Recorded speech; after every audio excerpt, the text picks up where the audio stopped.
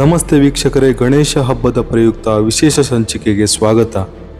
ಸುಮಾರು 40 ವರ್ಷಗಳ ಹಿಂದೆ ಯಾವುದೇ ಪ್ರತಿಫಲ ಅಪೇಕ್ಷೆ ಇಲ್ಲದೆ ಗಣೇಶ ವಿಗ್ರಹ ತಯಾರಿಕೆಯನ್ನು ಶುರು ಮಾಡಿದ ಅನಂತಯ್ಯ ಆಚಾರ್ ಅವರು ನಮ್ಮ ಜೊತೆಗಿಲ್ಲ. ಆದರೆ ಅವರ ಪುತ್ರ ವಿನಯ್ ಆಚಾರ್ ಅವರು ವಿಗ್ರಹ ತಯಾರಿಕೆಯಲ್ಲಿ ತನ್ನನ್ನು ತಾನು ತೊಡಗಿಸಿಕೊಂಡು ಹೋಗುತ್ತಿದ್ದಾರೆ.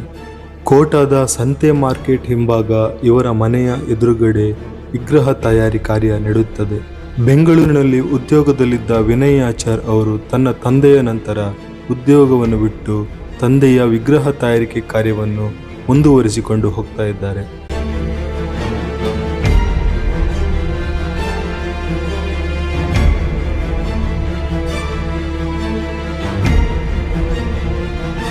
ವೀಕ್ಷಕರೇ ನಮಸ್ತೆ, ಮ್ಯಾನ್ ಆಫ್ ಕುಂದಾಪುರ ಚಾನಲ್ಗೆ ಸ್ವಾಗತ. ಇವತ್ತು ನಮ್ಮ ಜೊತೆಗಿದ್ದಾರೆ ವಿನಯ್ ಆಚಾರ್. ಇವರು ಕೋಟದ ಗಣಪತಿಯನ್ನು ತಯಾರಿಸುವ ಒಬ್ಬ ಕಲೆಗಾರ. ಇವರನ್ನು ಇವತ್ತು ನಾವು ಮಾತಾಡ್ಸೋಣ. ನಮಸ್ತೆ ಸರ್. ವಿನಯ್ ಆಚಾರ್ ಅವರೇ, ಇದು ಎಷ್ಟು ವರ್ಷದಿಂದ ಮಾಡ್ತಾ ಇದ್ದೀರಾ ನೀವು? ನಮ್ಮ ಅಪ್ಪ ಒಂದು 35 ವರ್ಷದಿಂದ ಮಾಡ್ತಾ ಇದ್ರು. ನಾವೀಗ ಒಂದು 5 ವರ್ಷದಿಂದ ನಾವು ಮಾಡ್ತಾ ಇದ್ದೀವಿ. ತೀರೋದ್ರ ಮೇಲೆ. ತಂದೆಯವರ ಹೆಸರು ಅನಂತಯ್ಯ ಆಚಾರ್ ಅಂತ. ಅನಂತಯ್ಯ. ಎಷ್ಟು ಗಣೇಶ ಇದ್ದಾರೆ ಈ ಸಲ? ಈ ಸಲ ಒಂದು 150 ಗಣೇಶ ಇದೆ. ಕೋಟಕ್ಕೆ ಒಂದು 50 ಗಣಪತಿ ಇದೆ. 50 ವರ್ಷ ಇದೆ ಅಲ್ಲ. ಶಾರದೆ ಇದೆ. ನವರಾತ್ರಿಗೆ ಒಂದು 12 ಶಾರದೆ ಇದೆ.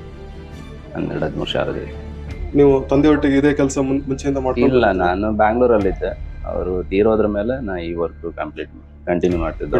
ಅವರಿಗೋಸ್ಕರ ಮಾಡ್ತಾ ಇರೋದು. ಅವ್ರ ನೆನಪಿಗೋಸ್ಕರ ಪ್ರತಿ ವರ್ಷ ಬಂದು ಇಲ್ಲ. ಈಗ ಅಲ್ಲಿ ಜಾಬ್ ಬಿಟ್ಟು ಈ ಊರಲ್ಲೇ ಇದೆ. ಒಂದು ಪ್ರೊಫೆಷನ್ ಇದರಲ್ಲಿ ಕಂಟಿನ್ಯೂ ಮಾಡ್ತಾ ಇರೋದು. ಎಜುಕೇಶನ್ ನಾನು ಡಿಪ್ಲೊಮಾ ಆಗಿದೆ. ನಾನು ಬ್ಯಾಂಗ್ಳೂರಲ್ಲಿ, ತುಮಕೂರಲ್ಲಿ ವರ್ಕ್ ಮಾಡ್ತಾ ಇದ್ದೆ ಕಂಪ್ನಿಯಲ್ಲಿ ಮೆಕ್ಯಾನಿಕಲ್ ಇಂಜಿನಿಯರ್ ಆಗಿ. ಅಲ್ಲೊಂದು 15 ವರ್ಷ ಅಲ್ಲೇ ಇದ್ದೆ.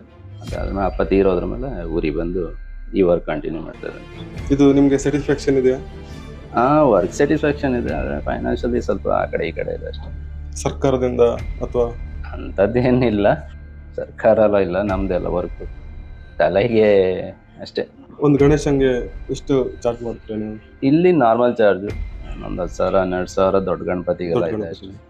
ಸಣ್ಣ ಗಣಪತಿ ಒಂದ್ ಸ್ವಲ್ಪ ಜಾಸ್ತಿ ಮಾಡ್ಬೇಕು ಅಂತ ಥಿಂಕ್ ಮಾಡ್ತಾ ಇದ್ವಿ ಅಷ್ಟೇ. ಬಿಟ್ರೆ ಸಣ್ಣಕ್ಕೆಲ್ಲ 3,000 2,000 ಅಲ್ಲಿಂದಲ್ಲಿಗೆ ಆಗತ್ತೆ ಅಷ್ಟೇ. ಅದ್ರಲ್ಲಿ ಏನ್ ಜಾಸ್ತಿ ನಮ್ಗೇನು ಪ್ರಾಫಿಟ್ ಏನಿಲ್ಲ.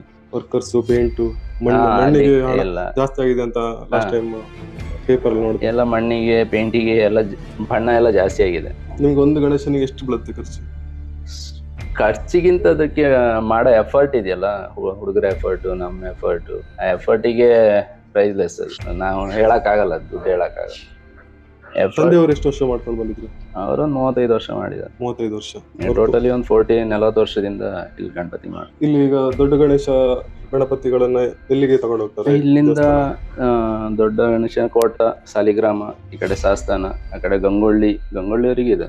ಇಲ್ಲಿಂದ ಎಲ್ಲ ಇಲ್ಲಿಗೆ ಬರ್ತಾರೆ. ಕೋಟ ಈ ಸತಿ ಎಷ್ಟನೇ ವರ್ಷದ ಗಣೇಶ? ಇದು 50ನೇ ವರ್ಷ. 50ನೇ ವರ್ಷ ಅಲ್ಲ ಈ ಸತಿ 50 ವರ್ಷದ ಗಣೇಶ ಯಾವುದು? ಆ ಕಡೆ ದೊಡ್ಡ ಗಣಪತಿ ಇದೆ. ದೊಡ್ಡ ಗಣೇಶ, ಒಟ್ಟು ದೊಡ್ಡ ಗಣೇಶ ಇದೆ.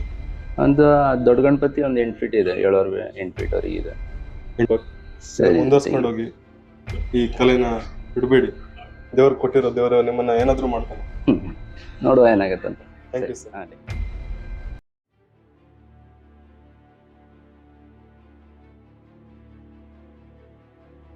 ನವರಾತ್ರಿಯ ಸಂದರ್ಭದಲ್ಲಿ ಶಾರದೆಯ ಮೂರ್ತಿಗಳನ್ನು ಕೂಡ ತಯಾರಿಸುತ್ತಾರೆ.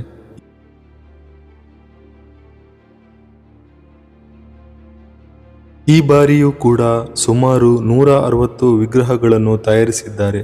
ಅಂದರೆ ಪ್ರತಿ ಬಾರಿಯೂ 100ರಿಂದ 150 ವಿಗ್ರಹಗಳನ್ನು ತಯಾರಿಸುವ ಇವರು ತಂದೆ ಹಾಕಿಕೊಟ್ಟ ಸಂಪ್ರದಾಯ ಮುಂದುವರಿಸಿಕೊಂಡು ಹೋಗ್ತಾ ಇರುವ ಇವರ ಕಾರ್ಯ ನಿಜಕ್ಕೂ ಕೂಡ ಮಾದರಿಯಾದ ಸಂಗತಿ.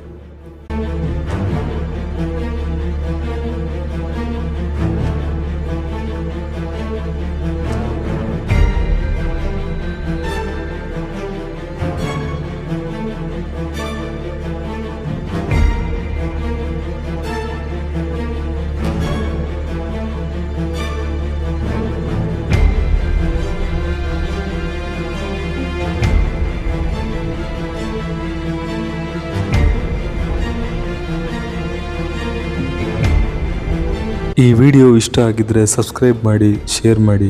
ಮತ್ತೊಂದು ವಿಡಿಯೋ ಜೊತೆ ಮತ್ತೆ ಸಿಗ್ತೇನೆ. ಬಾಯ್, ಟೇಕ್ ಕೇರ್.